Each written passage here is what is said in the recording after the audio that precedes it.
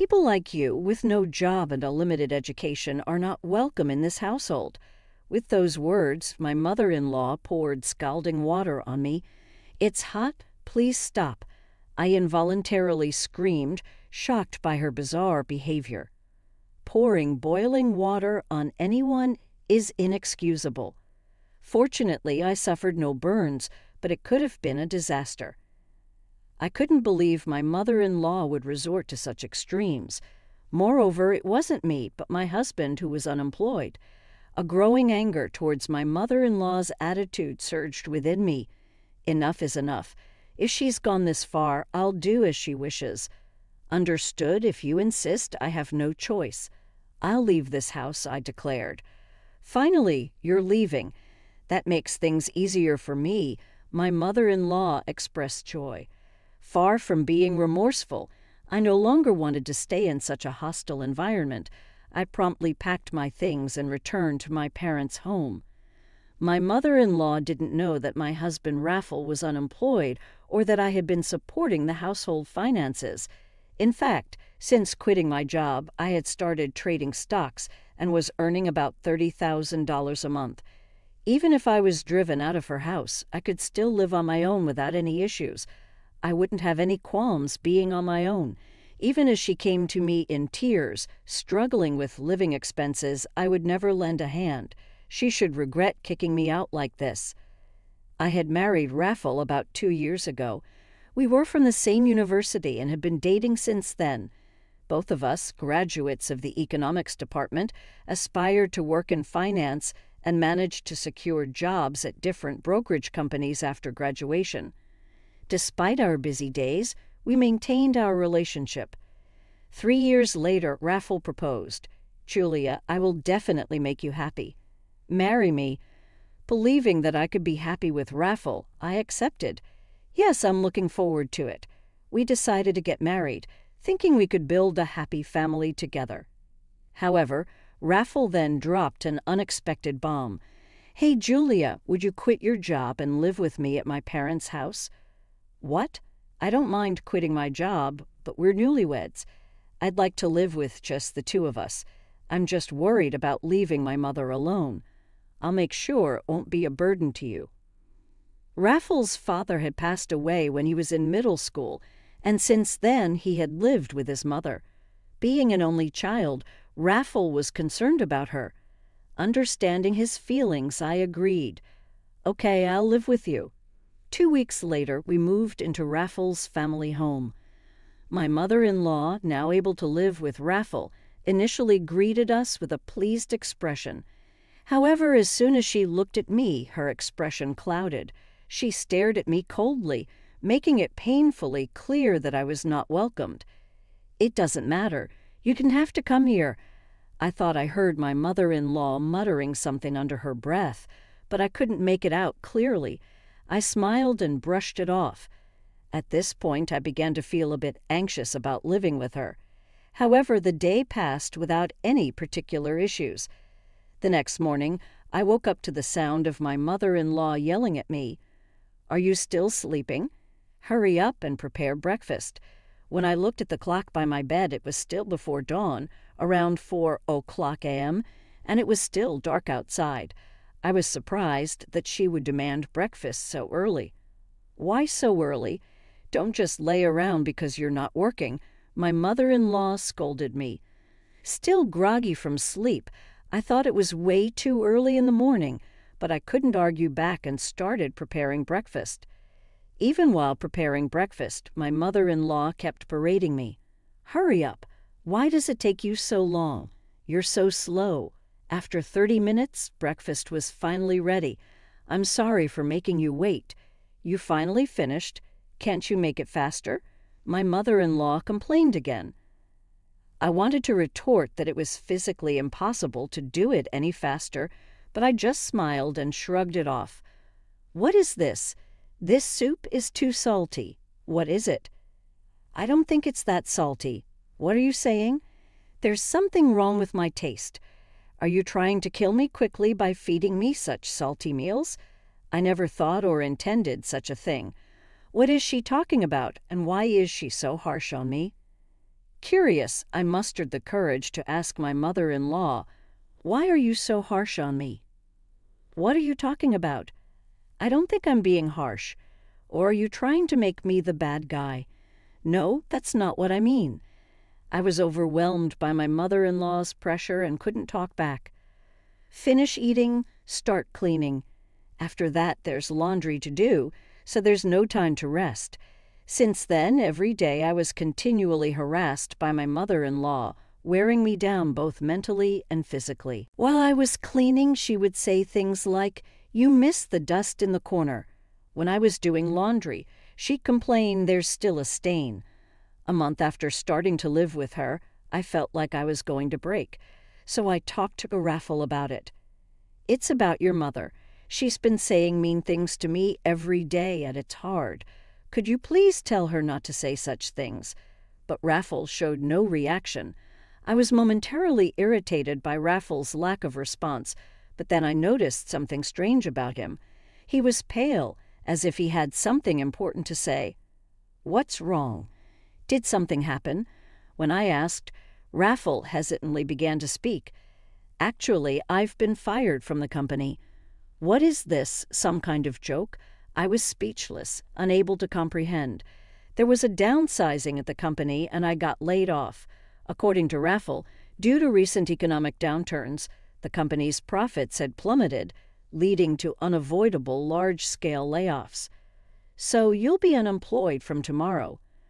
"Well, I can work for one more month after receiving the notice of dismissal, but after that, fortunately, I had been using my knowledge from my time at the securities company to trade stocks. Although I struggled at first, I was now earning about $30,000 a month, so we weren't struggling financially. I was comforting Raffle and had forgotten about all the harassment from my mother-in-law. From the next day onwards, I endured my mother-in-law's harsh treatments as Raffle lost his job. Feeling the need to be strong and support him, I continued to endure the situation. A month passed, and Raffle was officially laid off and became unemployed.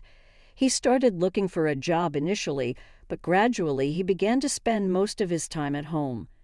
"Shouldn't you start looking for a job more seriously?" I suggested. "Yeah, I'm looking, but it's hard to find a good company that will suit me," Raffle replied, seemingly having no intention of actively seeking new employment.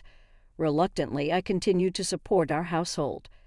As time passed, the harassment from my mother-in-law intensified, and I grew increasingly exhausted.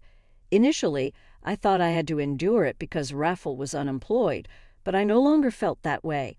I spent my days feeling listless. One day, Raffle unusually went out in the morning. Perhaps he had finally started to seriously look for a job. After seeing him off, I started cleaning as usual. "Make sure it's clean. Do it properly." My mother-in-law sipped coffee on the living room sofa, hurling sarcasm at me. Fed up, I ignored her. Suddenly, she threw a tantrum and yelled at me. "How dare you ignore me? You're just a mere daughter-in-law. You don't even have a job." Ignoring her, I continued cleaning. She grew angrier and confronted me, still ignoring me. "Unemployed and uneducated people like you should leave this house." She yelled and then poured boiling water on me, the hot water she had prepared for her coffee. "It's hot? Please stop." I screamed involuntarily at her sudden action. Thankfully, the water wasn't super boiling hot, so I didn't suffer any burns, but it could have been a disaster. Finally, Emily reacted. She said, "This is what I've been saying.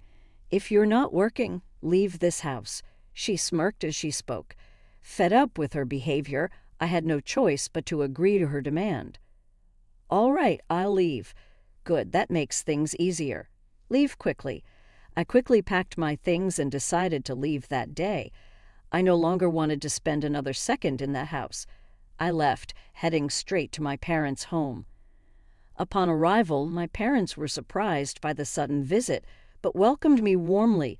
I waited for a call from Raffle, but there was neither a phone call nor a message. Feeling a bit lonely, I decided not to contact him until he reached out. A month passed since I returned to my parents' house, but there was still no contact from Raffle. My feelings for him faded, and I started considering divorce. One early morning, the doorbell at my parents' house rang. On the monitor, I saw, to my surprise, Raffle and my mother-in-law.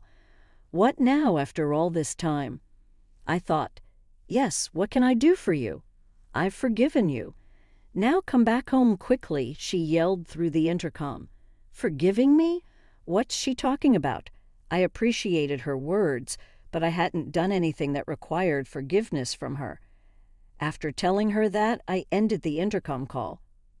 Boiling with anger at my mother-in-law's attitude, however, they were persistent, banging on the front door violently. Don't just hang up on me. Come on, let us go back, my mother-in-law yelled. Considering the noise they were making could become a hassle to the neighborhood, I reluctantly opened the door, inviting my mother-in-law and Raffle inside. After seating them on the sofa in the living room, I inquired about their unexpected visit, wondering why they were both there all of a sudden. It was my mother-in-law who had insisted that I leave, and now she was telling me to come back. The situation was perplexing, and I couldn't make any sense of it. You're the one who told me to leave. There's no way I can go back now, I asserted. My mother-in-law responded with frustration, accusing me of childish behavior and claiming to have forgiven me. She insisted that I return and stay in her house, even stating that she'd let me, an unemployed and uneducated person, stay there. But I'm not the unemployed one. It's Raffle. And if I go back, they'll take advantage of me every day. I might not be working, but what about your son, huh? I retorted. Raffle seemed surprised at this revelation. My mother-in-law appeared confused, indicating that Raffle hadn't informed her about his layoff. Pressed further, Raffle finally admitted to being laid off from the company. Apologies and explanations ensued, with Raffle justifying his actions by relying on my income for financial stability. My mother-in-law, shocked at the news, openly expressed anger toward Raffle for not finding a job yet. Why did you keep quiet about this? What are we going to do now? She scolded him. Raffle assured her that my income would suffice for the time being, causing my mother-in-law to label him as worthless for not actively seeking employment. Fed up with Raffle's excuses, I couldn't believe that I had ever thought of supporting him. When my mother-in-law suggested I come back, I vehemently rejected the idea, considering all the mistreatment I had endured. Their unexpected visit had turned into a heated argument, revealing the truth about my mother-in-law pouring boiling water on me. Raffle was shocked to learn about this incident and confronted his mother. "Why did you do that?" he asked her. She admitted to the act, attributing it to my ignoring her. The revelation sparked a heated exchange between Raffle and his mother, prompting me to intervene and urge them to take their arguments home. Realizing the impact of their loud arguments on someone else's house, my words prompted a change in their attitudes. Previously assertive and bold, they now pleaded with me to come back, promising that they wouldn't cause any harm again. Despite their pleas, I saw through their intentions. Raffle's promise to find a job seemed insincere, and my mother-in-law's assurance not to cause trouble appeared dubious. I voiced my skepticism, stating that their words were pointless and that they would only take advantage of me. Their silence confirmed my suspicions, and I left them in the living room, heading to my room, leaving them to contemplate their actions. When I returned to the living room 5 minutes later, they were still sitting in silence with their heads down. Frustrated by the prolonged silence, I questioned, "How long do you plan to stay quiet?" "It doesn't matter to me anymore."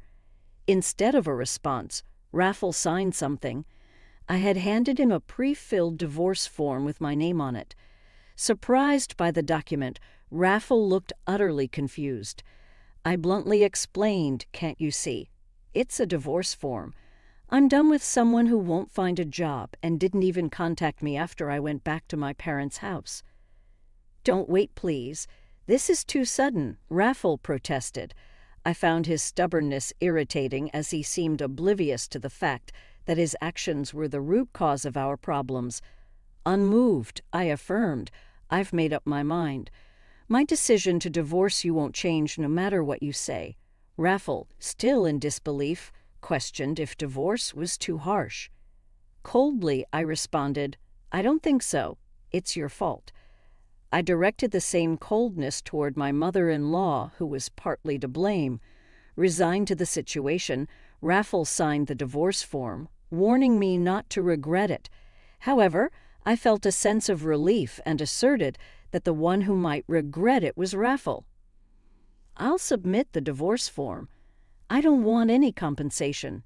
Just go home," I declared, finalizing my divorce from Raffle. Though it may have seemed harsh, it was necessary to escape the harassment from my mother-in-law and Raffle's unemployment. 2 weeks later, while relaxing at my parents' house, I received a call from my ex-mother-in-law. She informed me that the electricity and gas had been cut off and questioned if I had done something. I explained that I had stopped paying for Raffle and her living expenses. Hoping for my assistance, she asked if I could cover it just for the month. I found her request absurd, considering we were no longer a couple and didn't live together. I firmly declined, suggesting she ask Raffle for help, as he had promised to find a job. Unable to comprehend my refusal, she pleaded for help, playing the ex-wife card. However, I remained firm, ending the call and blocking her number. Finally, I severed ties with both my ex-mother-in-law, who constantly harassed me, and Raffle, who had proven to be unreliable. Life at my parents' house became peaceful, and I focused on rebuilding my life. Months later, while checking stock charts on a holiday, I received a message from Raffle. He apologized for everything, acknowledging his reliance on me and the recent job at a factory. Despite the apology, I had no intention of getting involved with them again. Raffle mentioned his mother's continued harshness and expressed a desire for me to come back. Reading the message, I believed reconciliation was unlikely. I blocked Raffle's number. 6 months after the divorce, I started dating a man introduced by a friend. He was reliable, treated me well, and despite the age difference, we connected. While marriage was not on the immediate horizon, I cherished the happy times we spent together, focusing on the present and leaving the past behind.